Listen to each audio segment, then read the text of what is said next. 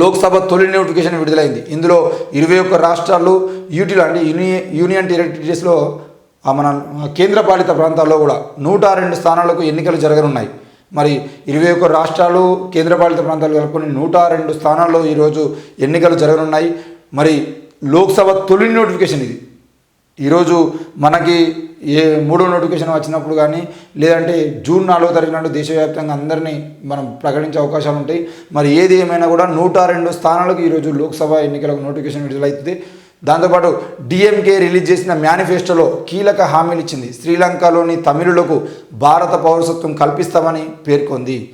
DMK release చేసినటువంటి ఇప్పుడు CAA అనేది ఏదో ఆ సిఏఏ అనేది దేశంలో హాట్ టాపిక్గా మారిన క్రమంలో కేరళ రాష్ట్రంతో పాటు మరి తమిళనాడు రాష్ట్రం కూడా క్లియర్గా మేము సిఏఏని అమలు చేయమని చెప్పింది. ఒకవేళ అమలు చేయాల్సి వచ్చేదంటే తప్పకుండా మేము శ్రీలంక రాష్ట్రంలో ఉన్నటువంటి తమిళులు ఎవరైతే ఉన్నారో ఆ తమిళులకు భారత పౌరసత్వం కల్పిస్తాము.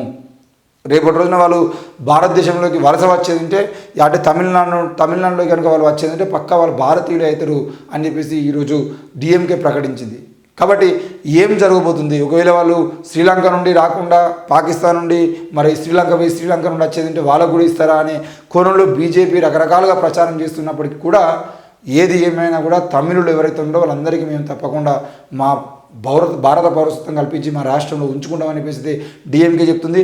మరి శ్రీలంక నుండి వచ్చే వాళ్ళకి వీళ్ళు ఇస్తే రేపటి రోజున ఇంకో రాష్ట్రం వాళ్ళు ఇంకో దగ్గర నుండి వచ్చే వాళ్ళు కూడా వాళ్ళు పౌరసత్వం ఇచ్చే అవకాశం ఉంది. అసలు పౌరసత్వానికి సంబంధించిన విషయంలో ఎందుకు బీజేపీ ఈరోజు కావాలని డ్రామాలు ఆడుతుంది?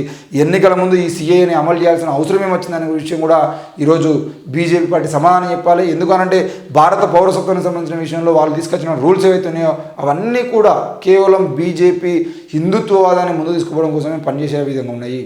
ఈరోజు క్రైస్తవంలో కానీ ఇస్లాంలో కానీ పనిచేస్తున్న వాళ్ళందరినీ కూడా కొంతమందిని ఈ భారత పౌరసత్వం లేదు మీరు ఈ దేశం వదిలేసి వెళ్ళిపోండి అని చెప్పేసి పంపించడం ప్రయత్నం చేయాలని, లేదంటే దేశంలోనే చిన్న యుద్ధాలని తీసుకొచ్చేటువంటి ప్రయత్నాలు హిందూ ముస్లింల మధ్య కానీ ముస్లిం క్రిస్టియన్ల మధ్య కానీ హిందూ క్రిస్టియన్ల మధ్య కానీ యుద్ధాలు ప్రకటించేటువంటి అవకాశాలు ఉన్నాయి కూడా. ఆ విషయాన్ని మనం అర్థం చేసుకోవాలి.